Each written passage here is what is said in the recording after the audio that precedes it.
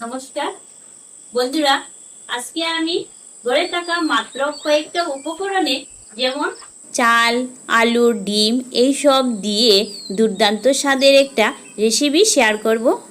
অনেক সময় হয় যে রান্না বান্না করতে ইচ্ছে হয় না বা তাড়াহুড়ো থাকে, সেই সময় আপনারা দুপুরে বা রাতের খাবারের সময় খুব সহজে এই রেসিপিটা ট্রাই করতে পারেন। তো ভিডিওটি আপনারা পুরো দেখবেন, আশা করি ভীষণ ভালো লাগবে।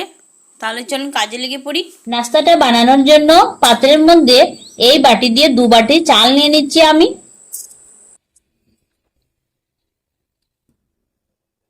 এবারে এই চালটাকে আমি 2-3 বার ভালো মতো জল দিয়ে ধুয়ে নিব।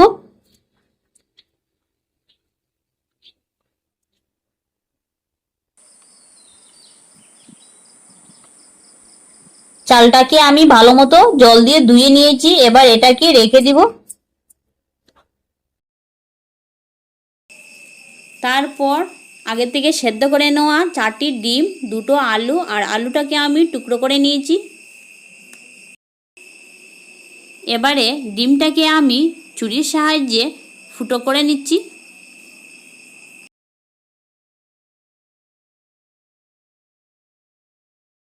তারপর এর মধ্যে দিচ্ছি 1/2 চামচ লঙ্কা গুঁড়ো আর দিচ্ছি 1/2 চামচ হলুদ গুঁড়ো। এবারে এই মশলাটাকে আমি ডিম আর আলুর মধ্যে ভালো মতো লাগিয়ে নিব।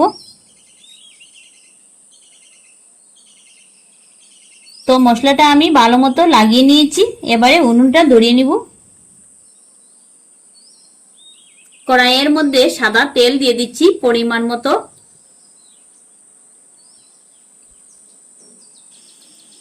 তেলটা গরম হওয়ার পর দিচ্ছি মশলা দিয়ে মেখে নেওয়া ওই আলুটা।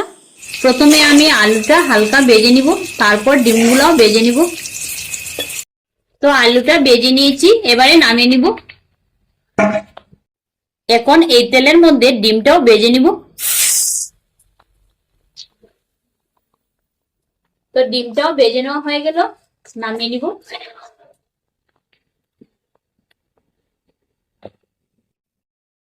কড়াইয়ের মধ্যে আমি আরো কিছুটা তেল দিয়ে দিচ্ছি। তেলটা গরম হওয়ার পর দিচ্ছি 2টো তেজপাতা চেরা আর দিচ্ছি লং, এলাচ, দারচিনি, খানিকটা লাল সর্ষে। ফোড়নটাকে একটু সময় নেড়েচেড়ে ভেজে নিব। ফোড়নটা একটু সময় ভেজে নেওয়ার পর দিচ্ছি বড় সাইজের একটা পেঁয়াজ কুচি। পেঁয়াজটাকে একটু ভেজে নিব। পেঁয়াজটা ভেজে নেওয়ার পর দিচ্ছি বড় সাইজের 2টো টমেটো কুচি। তারপর দিচ্ছি আদা, কাঁচা লঙ্কা, রসুন বাটা 1 চামচ,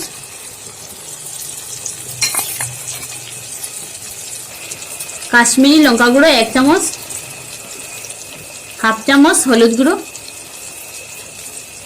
1 চামচ ধনিয়া গুঁড়ো, জিরের গুঁড়ো 1 চামচ, 1 চামচ সাধারণ লঙ্কা গুঁড়ো, 1/2 চামচ চিনি দিয়ে দিচ্ছি, সামান্য জল দিয়ে দিচ্ছি। এবারে মশলাটাকে আমি ভালো মতো কষিয়ে নিব।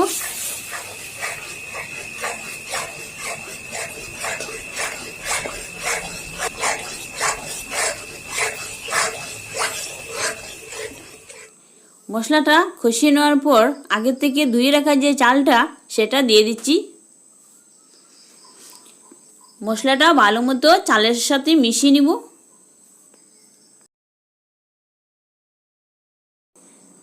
এবারে চালের পরিমাণ থেকে দ্বিগুণ জল দিয়ে দিচ্ছি।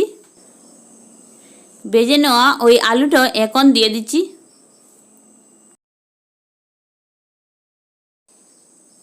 এখন আমি স্বাদ অনুযায়ী নুনটাও দিয়ে দিচ্ছি।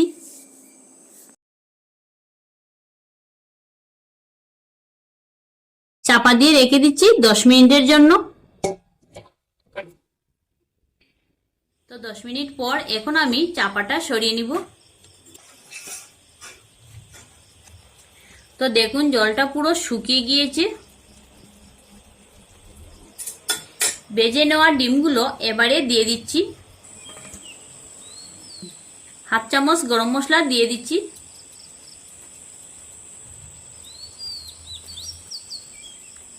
এক চামচ পরিমাণ ঘি দিয়ে দিচ্ছি।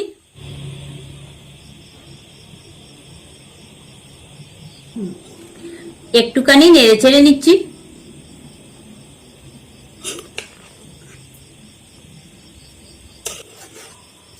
শেষে এক চামচ টমেটো সস দিয়ে দিচ্ছি।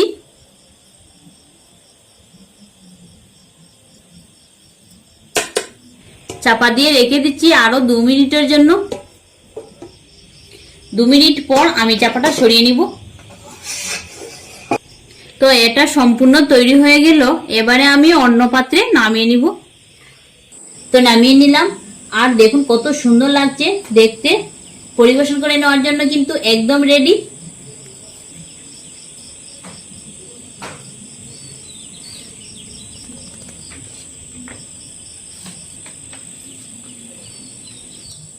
তো আমি একটু টেস্ট করে দেখে নিব। সত্যি খুব সুন্দর লাগছে খেতে। এইভাবে আপনারা ঘরে ঝটপট বানিয়ে নেবেন, খেতে ভীষণ ভালো লাগবে। বন্ধুরা, এই ভিডিওটি ভালো লেগে থাকলে চ্যানেলটি সাবস্ক্রাইব করে আমাদের পাশে থাকবেন। ধন্যবাদ।